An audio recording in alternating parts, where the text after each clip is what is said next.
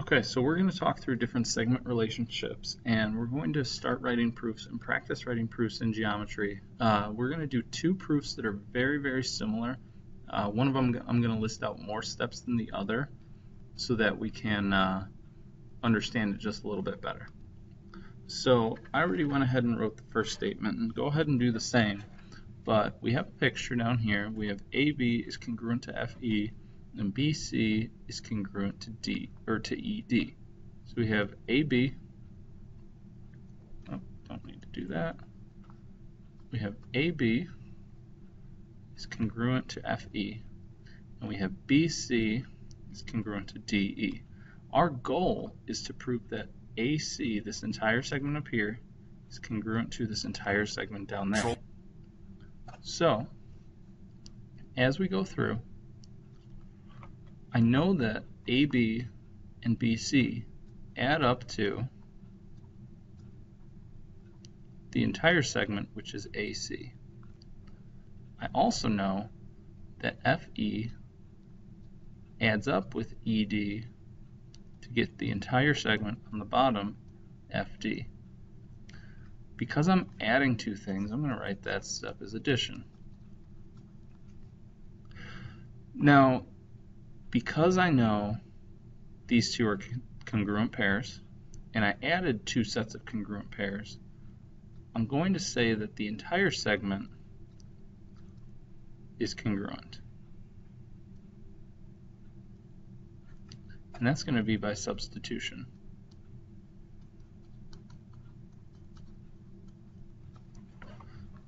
So now let's take a minute and look at this. Let me copy this picture. Let's look here. Let me paste that picture. Let's do this without a proof. Let's say, for instance, this is 3 and this is 7. And since they were congruent, these are also 3 and 7. So what we can say is that AC is equal to 10 and FD is also equal to 10. Because they're the same, we could say AC is congruent to FD.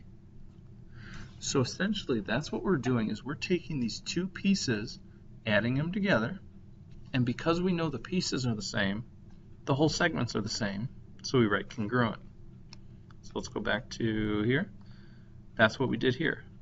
The two segments were congruent pairs, we added them together, and then we got the final result, AC and FD, and brought them down here.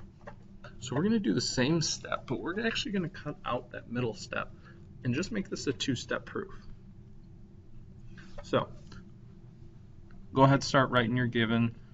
We have that SU is congruent to LR. We also have that TU is congruent to LN.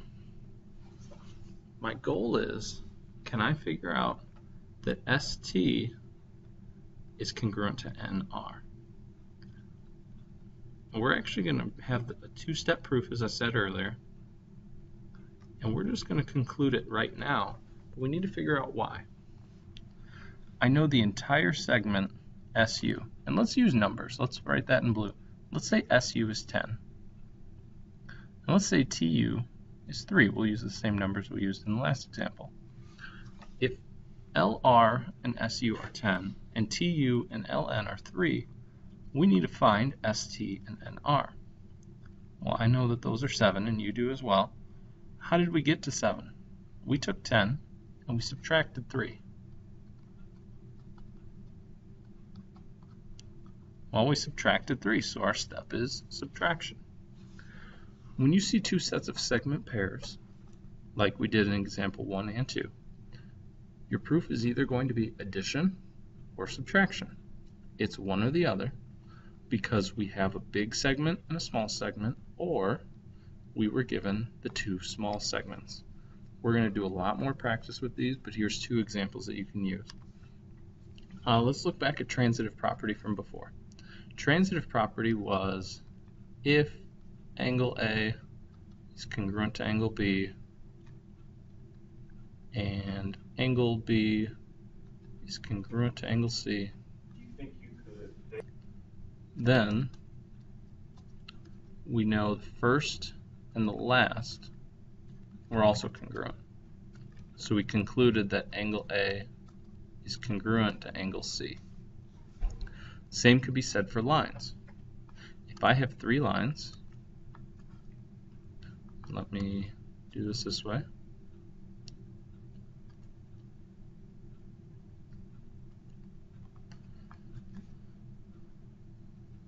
We have line AB,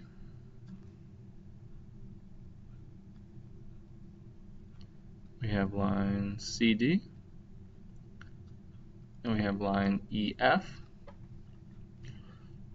If I know AB is congruent to CD, and I also know CD is congruent to EF, so that's my given, I can conclude, since CD, let's change colors here, since CD shows up twice, I'm going to exclude the CDs,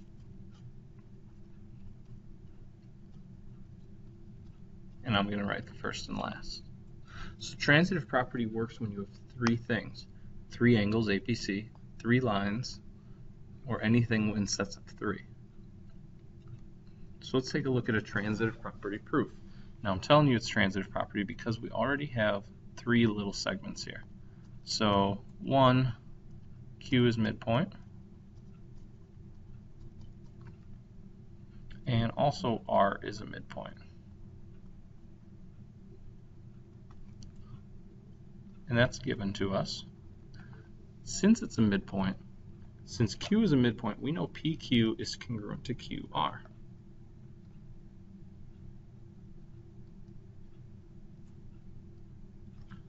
That's because it's a midpoint, so we're going to write definition of midpoint.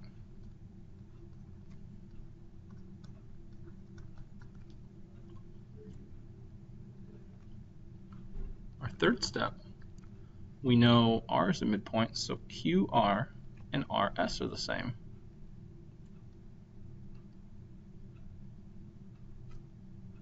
By the same reason, definition of midpoint.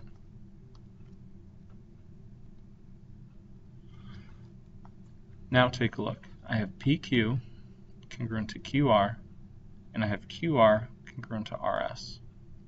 Since they repeat, I skip them, and I know that PQ